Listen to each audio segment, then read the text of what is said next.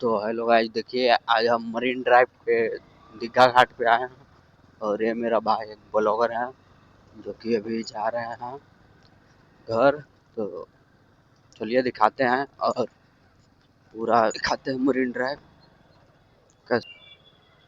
यहाँ से चलते हैं और मरीन ड्राइव दिखाते हैं आप सबको कि मरीन ड्राइव पर कैसा होता है नज़ारा।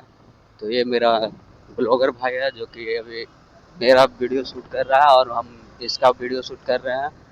तो चलिए दिखाते हैं आप सबको कैसे कैसे शूटिंग। देखिए इधर गाइस शूट हो रहा है। तो यही है पटना का मरीन ड्राइव जो कि यहाँ पे देख रहे हैं। यही नज़ारा है मरीन ड्राइव का, शाम का व्यू है जो कि हम अभी अपने दोस्त के साथ आए थे। तो चलिए आगे और है दिखाते हैं। इधर पूरा यहाँ से 13 किलोमीटर है जो कि मरीन ड्राइव। और